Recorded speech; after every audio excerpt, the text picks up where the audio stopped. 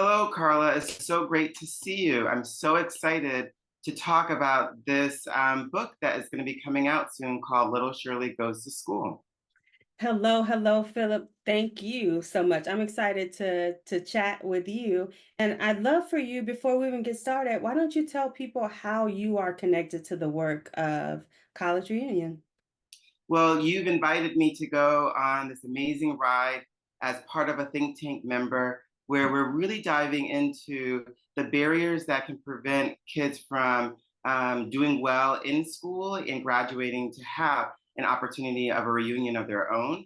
So, being a member of the think tank, we've been really thinking about attendance specifically. What are the barriers for getting students to school? Because if they're not in school, we know that that's the first indicator for them not being able to have their own college reunion. So we're super excited about some of the resources that will be coming out to help guide educators, specifically school leaders, parents, community members, around what we can do together as a community to really change the trajectory of students this school year to get them in school so that they can get that amazing first quality instruction by their teachers. That's it. That's it. And all of this work is so important. I'm excited to be on the journey with you. Exactly. So let's just jump right on in. I was super impressed by your book, and I would love to hear what was the catalyst for writing Little Shirley Goes to School? Yeah. Thank you so much for that question. Well, it started out as it had written the film College Reunion and really wanted to dive into the characters. So I'd done a bunch of backstory for who the characters were, not just in the film at 65, but also in their younger stages. And the initial catalyst was I needed something for writers group. And so I had already been doing all this backstory work for Shirley. So I wrote a little poem about who Shirley was at 6 and titled it, even at that time, it was back in December of 2022, Little Shirley Goes to School. And the first version of that poem was very different from what ended up being in the book, but that was the initial catalyst. And then from there, it just evolved into what we have today, which I think I'm really grateful for the way that it evolved, because I think it's not just impactful for the historical lens, but also really relevant to today. Well, I love the fact that you just ended on this notion of this historical connection. I never thought about the complexities of telling a story. Can you just describe a little bit more? What is the historical connection that this book is centered on? And why do you feel that it's important at this time in 2024 to tell the story? Yeah, thank you for that question. So, this book actually takes place on a very specific date. So, it takes place on September 16th, 1963. So, for Shirley, it's her second week in first grade. She's so excited. Back then she didn't have kindergarten. So, she's been 1 week in first grade. She's learned so much. She's excited to go back. But for those of us who know history, we know that on Sunday, September 15th, 1963, there was a bombing in the 16th Street Baptist Church. And in that bombing, 4 little girls were killed. And so, because of that violence that happened in 63, which was a time when there was all too much violence against Black Americans in particular, the schools in not just Alabama, but also in Georgia, some of them shut down out of fear, particularly the schools for Black students. And so, Shirley didn't have the opportunity to go to school. So, that was essentially the historical context of what happened. And really, unfortunately, the timing of this book, so we timed it so that it would come out at the anniversary, around the anniversary, which September 15th, which this year happens to take place on a Sunday. And as many of us are aware, just last week, for many of our students' first week of school, there was a school shooting in Georgia, which shut down schools. So again, school violence, even though we're 61 years now from when Shirley was first in school, we're still dealing with violence that impacts students' abilities to go to school. How deep this connection is really exciting because I really want to think about now that we know the historical connection, what do you hope to see as the impact that your readers are going to have on their lives regarding Shirley Goes to School and her story? Mhm. So the first impact that I want folks to have is I want us to make sure we don't forget history. History is so important because it impacts what we can do in the future. So that's one. I also want us to think about the impact of what adult decisions are having on children every day. So Mm. whether they're 5, 6, or 16, the decisions that we make as adults, both for schooling and for other things in this country, have an impact on them, both emotionally, physically, mentally. And so if we can really start having those critical conversations across the country, we can erase some of the barriers that are in place that actually impact our larger mission for college reunion around chronic absenteeism. So yes, there's barriers about health, such as COVID, right? And such as just general like flu season, that kind of thing. But there's also these other barriers that we have the power to change. Well, now that you've given us an overview of the context that's driving this story, I'm so excited to be able to showcase the cover of this book. Let's just jump right on in and learn more about the storyline. So, can you give us some information and some description of this exciting little girl named Shirley? I can. So when the film College Reunion comes out, we're going to meet Shirley at 65. So we really wanted to use this opportunity to meet little Shirley at 6. And one thing, little Shirley is extremely intelligent.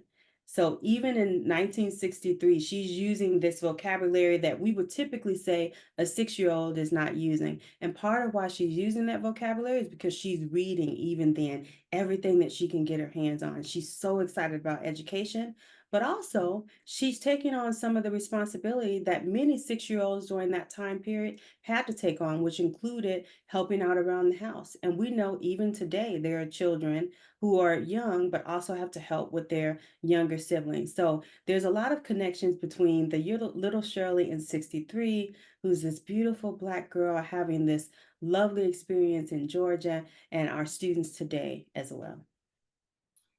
Now, it's so interesting when I think about the impact that parents have on students. Can you describe the dynamic that she has with her family in this novel? Yeah, great question. So, Shirley is her mother's daughter for sure. So she spends a lot of time with her mother. And that's who we really see in terms of relationship in the book is her and her mother, both shadowing her throughout the day, and then also learning a lot from her. We also see her experience with her father, who, yes, he is loving, but also, it's 1963. So there are certain kind of themes around patriarchy in some ways that still exist today that Shirley has to kind of live up to even at that young age. So certain things that are expected of her. So cooking, cleaning, helping out with her younger brother. And so that's really the dynamic that's happening. The other piece too is that while she's excited to go to school, her father isn't super excited because in 63 he's saying, why do girls need school? You need to be learning things around the house. So Here's that's the dynamic. Thank you for that. There are some really great connections to history in this short story that I think it's really important for our readers to not sleep on them. And I would love to sort of hear from you. What are the key moments in the 1962 era that you really want to draw out right now so that readers have a rich understanding of the impact of that time and how it has on Shirley's life? Mm-hmm. Yes, thank you for that question. So, little Shirley exists right now in many of our mothers, our grandmothers, right? So, we're thinking about being in your mid 60s and thinking about what you had to go through in the actual 1960s. So, as you were growing up, we had some really high moments, right? So, in August of that year, August 28th, we had the March on Washington, which was a really, that was the I Have a Dream speech. That was a real moment of unity across the country. But then just 2 weeks later, we had the bombing of the church. If we kind of take it back, in that same year in June, we had the killing of Medgar Evers, which would have really impacted both children and the adults at that time. If we take it forward a little bit, we had the assassination of JFK. So if we think about what that did to children of that era and all the things that they had to carry as they then went through the 70s in Vietnam and as they transitioned into the 80s into today, I think it really kind of what I'm hoping it will spark is conversation because Mm. our children today, our 6, our 7, our 8, 10-year-olds, they lived through COVID. Now, while it's not the same, they can have conversations with their grandparents, their great grandparents about what the experiences are like, and it can really help bridge a generational divide. So that's also part of my hope with the book. Well, I'm excited to hear that because I've noticed that there's a companionship that you've created in addition to this book. And I would love for you to sort of share with your readers what is the vision for these supplemental questions that you have as a companion to Little Shirley Goes to School.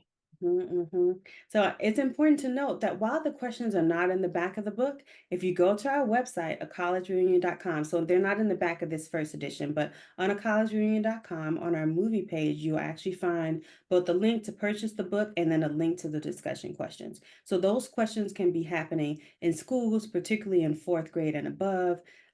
Where we get to eighth grade, where we get to those history standards to talk about the civil rights movement, and then they can also be happening at home. So the questions are not just about the dynamic between Shirley and her parents, but they're also about the historical context, and they Mm. bring us present to now, like what is happening now in schools, particularly with school violence. And it asks children to be thinking about what can we do differently to change our world. And because we know the children are our future, they're going to have some answers for us. So we're excited for folks to dig into those supplemental materials and then start tweeting us and on social media telling us what folks are answering, particularly to that last question. What's one thing that you think you can do to change the world? Because it's really going to take all of us. This is a village level challenge. So it's really going to take all of us to not just impact education, but impact our world as a whole.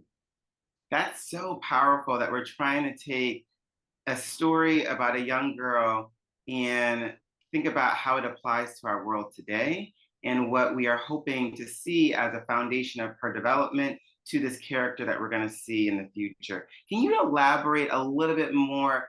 What can we anticipate from you as we think about the development of Shirley as a character into her adulthood? Well, one thing, when you see the movie on screen, one of the first questions you should be asking yourself is how Shirley had these very strong ideas at 6 about what she was going to do and not do, but yet we're going to meet her in the exact same house that she's living in at 6 as she's going to be living in at almost 66. So Mm. that's one particular piece. And then in between there, we definitely probably will have some additional stories about her journey to her future HBCU and how she had this phenomenal HBCU education, but then some things happened along the way that again landed her right back where we see her in the Little Shirley book. Well, I cannot wait to dive deeper into the first story as it relates to the series of the film. And I just want to end on what last words would you like to share with your readers as this book is going to be released and available for purchase? Mm-hmm. Yes, let's see, last words. I think I'll say this. So we have been saying for more than a year now that College Reunion is more than a movie, it's a movie mint, right? And part of what we're saying is that we're not just making this movie, we're literally changing the world. And I want to stamp here that what we mean by that is education is the thing that changes the world. So there were many years where Black people in particular were not allowed to read. Part of why we weren't allowed to read is because when you learn to read and when you can really delve into it, you open up a whole new world for yourself. So I'm hoping that this children's book and other materials that come up from College Reunion, including our think tank guide, which you are a part of, challenges us to dig deeply and really start reading material, taking it in, and having discussions about it in terms of what we can do next. Because the reading, the synthesizing, the discussion, that's how we're going to change our world. That is what education is. It's learning something new every day. And then what are you doing with the thing that you're learning? You're going out and you're making a difference. So I'm challenging you to read, to learn, to go out, to make a difference, literally to change our world. Well, I want to thank you for your time, and I want to encourage all of our listeners to click the link and go and purchase this amazing text, to read it with their students, to read it with their children, and to hopefully come back and talk about those conversations that you mentioned earlier so that then we can see this as an evolution in the step forward to making sure that all of our students prioritize going to school. Mhm. Thank you. Thank you so much. Thank you. Thank you.